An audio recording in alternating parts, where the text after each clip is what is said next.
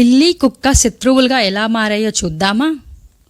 ఒకప్పుడు ఒక వ్యక్తి మరియు అతని భార్య ఉండేవారు. వారికి ఒక ప్రత్యేకమైన బంగారు ఉంగరం ఉండేది. కానీ అది అదృష్టమని వారికి తెలియదు. ఉంగరం ఎవరి దగ్గర ఉంటే వారు ఎల్లప్పుడూ మంచి జీవితాన్ని గడపడానికి తగినంత ఉంటుంది. కానీ వారికి ఇది తెలియకపోవడంతో వారు ఆ ఉంగరాన్ని కొంచెం డబ్బుకు అమ్మేశారు. వారు ఉంగరాన్ని అమ్మిన తర్వాత వారి అదృష్టం మారిపోయింది. వారు మరింత పేదవారుగా మారారు. వారికి ఒక కుక్క మరియు పిల్లి కూడా ఉన్నాయి. మరియు తగినంత ఆహారం లేకపోవడంతో జంతువులు కూడా ఆకలితో ఉన్నాయి. ఒకరోజు కుక్క మరియు పిల్లి వాటి యజమానులకు ఎలా సహాయం చేయొచ్చో మాట్లాడుకున్నాయి. కుక్కకు ఒక ఆలోచన వచ్చింది. ఉంగరం వారిని అదృష్టవంతులు చేసింది. మనం ఆ ఉంగరాన్ని తిరిగి పొందాలి అని కుక్క అన్నది. కానీ ఉంగరం బాక్స్ లోపల లాక్ చేయబడింది మరియు ఎవరు దానిని బయటకు తీయలేరు అని పిల్లి బదులిచ్చింది. నువ్వు ఒక ఎలుకను పట్టుకోవాలి అని కుక్క చెప్పింది. ఎలుక బాక్స్కి రంధ్రం వేసి ఉంగరాన్ని బయటకు తీయగలదు.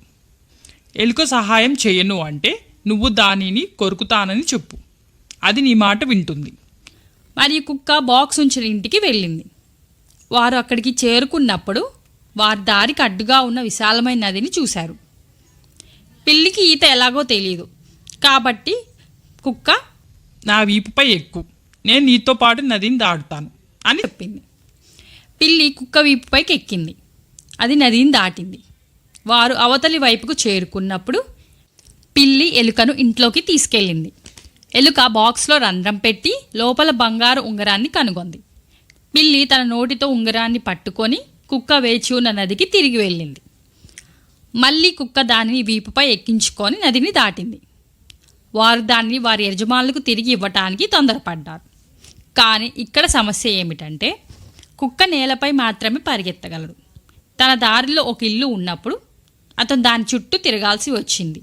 అయితే పిల్లి దూకి ఎక్కగలదు కాబట్టి అది త్వరగా పైకప్పులు ఎక్కింది.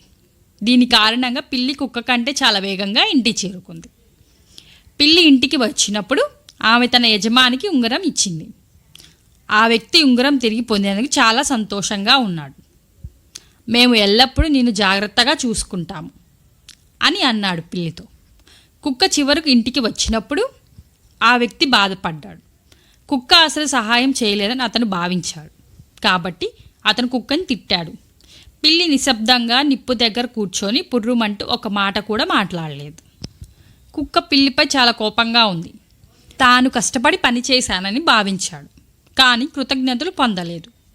ఆ రోజు నుండి కుక్క మరియు పిల్లి శత్రువులుగా మారాయి.